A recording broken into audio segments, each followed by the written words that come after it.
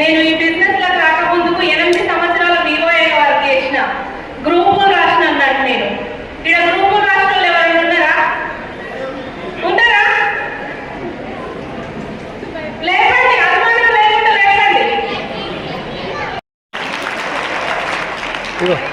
ఇంకా ముందే రావచ్చు. ఎందుకంటే ఊర్లో గ్రూప్ రాస్తున్నాము అంటే వాళ్ళకు చాలా ఓపిక ఉంటుంది. చాలా అంటే చాలా ఓపిక ఉంటుంది. ఆ ఓపిక సగం ఓపిక ఇక్కడ యూజ్ చేసినాం అనుకో ఈజీగా డిలీట్ అయిపోవచ్చు. అవునా కదా? జెంట్స్ వెళ్ళకపోవచ్చు కానీ లేడీస్ ఎవరైనా ఉంటే తెలుసు. ఎందుకంటే 100 మందితోటి 100 రకాల మాటలు మాట్లాడాలి. పొద్దున్న లేచిందంటే సాయంత్రం దాకా జనాలతోటే తిరగాలి. అందుకనే చెప్తున్నా నేను. నిజంగా చాలా మంచిగా అనిపిస్తుంది నా జీవితం. అయితే ఈ బిజినెస్ లో రాకముందుకు నాకు ఇటువంటి బిజినెస్ ఉంటుందని తెలియదు. ఎందుకు అంటే మా స్వప్న మేడంకు ఇంతమంది ముందని నేను సారీ చెప్తున్నా. స్వప్న మేడం ఒకసారి ఫోన్ చేసింది. ఫోన్ చేసి అరే అన్న బిజినెస్ చేస్తున్నాడు, ఏం లేదా ఇంట్లో కావాల్సిన సబ్బులు పేస్ట్లే చేంజ్ చేసుకోవాలి, అన్న కూడా క్యాబ్ డ్రైవర్ ఉంటే బంద్ చేస్తున్నాడు, బంద్ చేసుకొని ఈ బిజినెస్ చేస్తుండని చెప్పాడు. నాకైతే పరిశాన్ అనిపించింది. ఎందుకంటే ఈ సబ్బులు పేస్ట్లతో బిజినెస్ ఉంటుందా ఎక్కడన్నా అనిపించింది నాకు. ఎందుకంటే నాకు తెలియదు ఇట్లాంటి బిజినెస్ ఉంటుందని నాకు తెలియదు. ఆమె 2-3 సార్లు ఫోన్ చేస్తే నేను ఫోన్ ఇట్లా నొక్కి పక్కన పెట్టేసిన. చేద్దాము అని చెప్పిండు కానీ నేను నాకు వద్దు అని, మనకు వద్దు ఇట్లాంటి బిజినెస్ లేవద్దు మనకు అని నేను డిపెండ్ చేసిన. ఎందుకంటే ఈ బిజినెస్ లో రాకముందుకు, నా పెళ్లి కాకముందుకు నాకు ఫైనాన్షియల్ స్ట్రగుల్స్ అంటే అస్సలు ఇష్టం ఉండదు. ఫైనాన్షియల్ గా స్ట్రగుల్ పడాలని అస్సలు ఇష్టం లేకుండే. కానీ తీరా నేను పెళ్లి చేసుకున్న తర్వాత అవే ఫైనాన్షియల్ స్ట్రగుల్స్ అనేవి మా ముందరికి వచ్చినాయి. ఎందుకంటే మా సార్ 3000 సంపాదిస్తుండే పెళ్లి చేసుకున్నప్పుడు. ఇక నేను నార్మల్ గానే ఉంటుండే హౌస్ వైఫ్. స్టార్టింగ్ లా పెళ్ళైన తర్వాత నాకు డిగ్రీ సెకండ్ ఇయర్ నుంచి నేను పెళ్లి చేసుకున్నాకనే చదువుకున్నా. తర్వాత కూడా సార్ చదివిస్తా అన్నాడు కానీ నాకు అంత ఓకే లేదు, నేను చదవా అని చెప్పిన. ఎందుకంటే ఆల్రెడీ నేను ఫెయిల్ అయిపోయినా డిగ్రీలా. ఇద్దరం ఫెయిల్ డిగ్రీలా ఇద్దరు ఫెయిల్ అయినా మేము. కానీ జబర్దస్తిగా చెప్తే వినిపించుకోలేదు. వద్దు అని నేను చెప్పిన. వద్దు అని చెప్పినాక కూడా మా అప్లయన్స్ గ్రేట్ అప్లయన్స్ నిజంగా దేవుళ్ళు అని చెప్పుకోవచ్చు. Thangalapalli Srinivas sir and Salim sir ఇద్దరు మా ఇంటికి వచ్చింది. కొడితే గట్టి కొట్టుది. ఎందుకంటే జీవితాన్ని తలకిందులు చేసింది వాళ్ళు. నేను వద్దని చెప్పినప్పుడు వదిలేయకుండా నా జీవితాన్ని మొత్తం తలకిందులు చేసి పడేసింది ఇప్పుడు వాళ్ళు. నిజంగా సలీం సారు ప్లాన్ చెప్పిండు. ఆ ప్లాన్ చెప్తే నిజంగా నాకైతే ఫస్ట్ టైం ప్లాన్ ఇందులోకి ఏమనిపించిందో ఇక్కడ ఉన్న వాళ్ళకి, కానీ నాకైతే రాత్రంతా నిద్ర పట్టలే.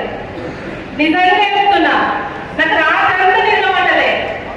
ఎందుకు అంటే నేను వివో ఏది చేస్తున్నా కాబట్టి నా దగ్గర ఓపిక చాలా ఉంది అప్పటికి. అక్కడ ఏముంది ప్లాన్ లా 10 మందికి ఇప్పిస్తే 4000, వాళ్ళు 10 మందికి ఇప్పిస్తే 40,000. అక్కడ జనాలు ఉన్నారు, పక్కకు పైసలు ఉన్నాయి.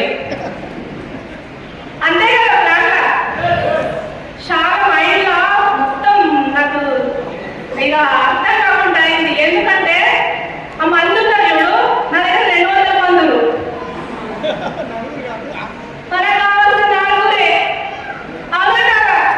నా దగ్గర ఆల్రెడీ 200 మంది ఉన్నారు. చలో ఈ బిజినెస్ సూపర్ గా చేయొచ్చు నేను ఫిక్స్ అయిపోయినా. మా సార్కి ఏమున్నా ఇక ఇదే బిజినెస్ చేద్దాం ఇక మనము అని డిసైడ్ అయిపోయినా. ఎట్లా డిసిషన్ తీసుకున్నామంటే ఏమైనా సరే, ఇంతకుముందు సార్ చెప్పింది కదా డాక్టర్ మనకు ఇట్లా చేయించింది చూడు, సునామీ వచ్చినా ఏది వచ్చినా నేను ఎక్కువ అటెండ్ అవుతాను ప్రతిజ్ఞ చేయించింది కదా.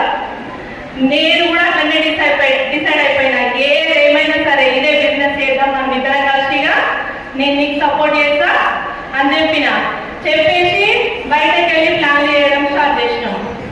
ఇక అప్పుడే స్టార్ట్ అవుతుంది కదా. అవునా కదా? ఎందుకంటే ఈ బిజినెస్ ఎట్లా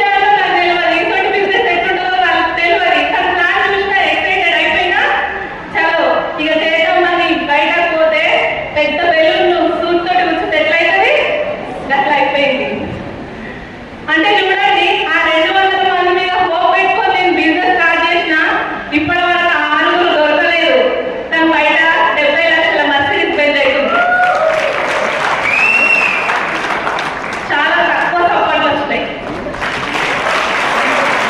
అది 5 ఉన్నాయి కాబట్టి మీకు అర్థమైతలేదు. కానీ 3,000 రూపాయలు సంపాదించుకునే 3,000, 13,000 రూపాయలు సంపాదించే వ్యక్తులు మర్సిడీస్ బెంజ్ తిరుగుతున్నారంటే మామూలు విషయమా? ఒకసారి ఆలోచించండి. మరి మీకు ఎట్లా వచ్చింది? ఆ 200 మందిలోకి వెళ్ళి 6 రాకుండా మీకు ఎట్లా వచ్చింది అంటే, బయటకు వెళ్ళి ప్లాన్లు చెప్పడం స్టార్ట్ చేసినాం.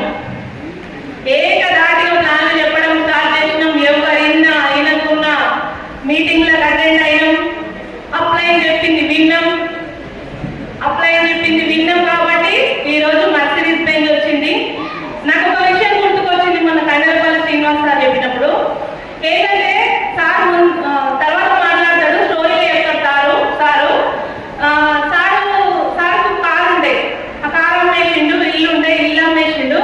చాలా మంది ఏమన్నా తెలుసా, ఆయన ఈ బిజినెస్ లోకి వచ్చిండు, కారు అమ్మేసిండు, ఇల్లు అమ్మేసిండు, మీరేం అమ్మేసుకుంటారు మరి అని చాలా మంది అన్నారు. మిమ్మల్ని కూడా అంటారు కదా, అంటారా కదా? అట్లనే మమ్మల్ని కూడా చాలా మంది అన్నారు. కానీ మేము ఎవ్వరి మాటలు దిక్కదాకా కూడా రాణించుకోలేదు. ఆయన అడుగులలో అడిగేసుకుంటూ పోయినాము. నిజంగా మమ్మల్ని ఆగమేసిండు. ఎందుకు అంటే సార్ కారు పక్కకే మా కారు ఉంది. ఆగమేసిందా లేదా? సార్ ఇల్లు పక్కకే కొత్త ఇల్లు, మా ఇల్లు 1 కిలోమీటర్ డిస్టెన్స్ కూర్చుండు. ఆగమేసిందా లేదా? ఏదో గ్రూపులు రాసుకుంటా, నేను గ్రూపులు రాసుకుంటా, ఆయన కంప్యూటర్ ముందర కూర్చోగా ఈ బిజినెస్ లో పట్టుకొచ్చి గంట పని చేసిండు. మరి అప్లై మాటలో మన్నా, బయటలో మాట్లాడమన్నా గట్టిగా మేము కూడా అదే పని చేసినాం.